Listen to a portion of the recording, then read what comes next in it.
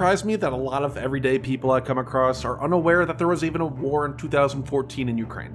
After the Euromaidan protests, the pro-Russian Ukrainian president was removed with a more pro-Western one taking his place. Russia believed it was a CIA and NATO coup, and sent in special forces and seized Crimea. At the same time, pro-Russian protests in eastern Ukraine led to a larger conflict. Despite the serious lack of training, equipment, and supplies due to lack of funding, over the next few months the Ukrainian military slowly pushed back the separatists and even threatening to encircle Donetsk and Luhansk. Then, in August, Russia more overtly intervened. The sudden appearance of equipment that only Russia possessed made that clear. They were able to stop Ukraine's advance, and eventually a ceasefire was agreed upon that froze the lines until 2022. But all that to say, why didn't Russia just fully invade Ukraine then? Ukraine's military was weak, again from lack of funding, and had no real support from the West yet. Instead, Russia waited 8 more years. During that time, Ukraine grew much closer with the West and NATO. They established close relations with them, even taking part in training and military exercises. They began receiving shipments of weapons to defend themselves, and they increased their defense spending by a factor of 5.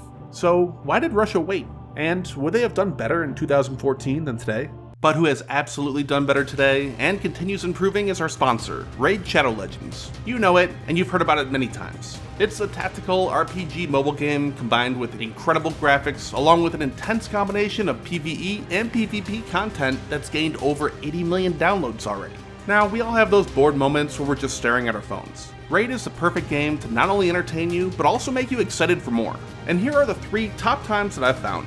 When I have to sit around and wait for a video to render, waiting for the girlfriend to finish up getting ready, or just to unwind at night after a long day. And again, they're still adding more content. Call of the Arbiter is in full swing now. They're adding new characters from the series as champions, the first being Artak, and all you have to do is log into Raid for 7 days between now and July 24th. With all this exciting stuff, and a lot more coming to Raid, if you haven't already started playing yet, then what are you waiting for? It's a ton of fun, and I really love the strategy element. You have to choose when to use different attacks, as some of them take time to recover. Use my link down in the description, or scan my QR code here to get insane bonuses. We're talking about epic champions like Talia, and a whole bunch of other useful things. Once you're in the game and crushing your enemies, come find me under the name RELCC, and if you're fast enough, you can even join my clan. So hit my link down in the description, and I'll see you on the battlefield. To try to answer those questions requires a lot of speculation, but we can get a decent idea based on the information available. First, the whole thing kicked off very quickly. Protests had been going on in Ukraine for months, but it really wasn't clear until February that they posed a serious threat to the government. President Yanukovych was removed and fled to Russia in late February, Crimea was annexed in March, the war against pro-Russian separatists began in April, and Ukraine's military appeared to be on the path to defeating them by July. So if Russia really wanted to fully invade, they would have only had a few months to prepare, and that's at the very best, if they acted immediately. And doing so would have been further complicated by the fluid situation on the ground. Battles were already going on, and the front line constantly shifting. That makes it extremely difficult to plan any operation when the whole situation could be completely different by the time you're ready. Compare that to the current war, where Russia spent almost a year preparing and building up its forces in strategic locations, knowing that nothing would really change. So if they would have fully invaded, Russia would have initially been at a disadvantage. But to get a better idea of who might have won, we can look at the state of both Ukraine and Russia's military in 2014. As I said, Ukraine's military suffered from a lack of funding. Their budget at the time was roughly $1.5 billion a year compared to over $8 billion at the start of the war in 2022. Ukraine inherited a massive military from the Soviet Union. Due to its proximity to the West, they had some of the most advanced equipment at the time, along with highly trained personnel, training facilities and schools, and a huge military-industrial complex that built everything from tanks to aircraft carriers to intercontinental ballistic missiles. By 2014, as for equipment, on paper they had a powerful force that included nearly 3,000 tanks and over 200 combat aircraft. But economic difficulties led to budget cuts. That, along with corruption and even fuel shortages that limited training with vehicles and aircraft, had turned their military into little more than a paper army. Equipment wasn't maintained, and personnel, including officers, had very little training or any experience on how to actually fight a war. In the early days of the war in Donbass, they struggled to even figure out basic logistics or even what they needed, and other units lacked the basic knowledge of how to build defensive positions and checkpoints. They did prove to be quick learners though, and by the end they were able to hold their ground until ceasefires were agreed upon. Again though, that was against a relatively small Russian force. A full invasion would include, and has included, many times more. But in 2014, Ukraine's military capability overall was a tiny fraction of what it is today. But what about Russia? They also inherited a huge military from the Soviet Union, but it alone couldn't sustain it. In fact, in the early 1990s and early 2000s, most Western countries were more concerned about Russia's weakness than their strength. They worried about Russia's ability to guard and protect its weapons it had, especially nuclear ones, and several movies at the time reflected that fear. Russia's economic situation improved in the 2000s, which allowed them to begin reforming and modernizing its military.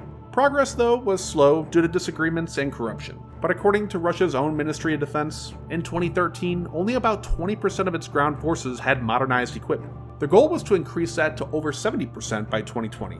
Now, also, modernized doesn't mean brand new equipment, but also old hardware that's been upgraded with new systems, like optics, computer systems, and so on. But today they also have new precision weapons that have had a large impact on the war, such as a hypersonic Kinzhal and their copy of the Iranian Shahed 136 that didn't exist in 2014. Also, they've greatly increased their stockpiles of others such as Caliber and Iskander missiles. The other major aim of the reforms was switching to a more Western-style army made up of professional soldiers instead of conscripts. Plans included a shift from roughly 48% professional army to 80% by 2020. However, defense spending began stalling out, and Russia never fully reached those goals. But the Russian military is still significantly more powerful and capable than it was back in 2014. Now, people often talk about how those 8 years between 2014 and the invasion in 2022 benefited Ukraine more. It gave them the time to make huge improvements to their military, as well as beginning to receive advanced weapons from the US, for example. But few people talked about that Russia also benefited. Igor Girkin, or Strelkov, a former Russian FSB official who played a huge role in Ukraine in 2014, has pointed out that the whole situation was extremely fragile at the time. Russia had not fully established control over Donetsk and Luhansk, there was a lot of infighting between different separatist groups for power, and the population didn't fully support the new administration over concerns for the future. The whole thing was on the verge of collapse. The 8 years allowed the situation to stabilize, unite the groups, give Russia time to cement its control, and build up defenses and prepare for war. So, while Russia was in a significantly worse position 8 years ago, it's still hard to imagine Ukraine at the time would have been able to stop Russia.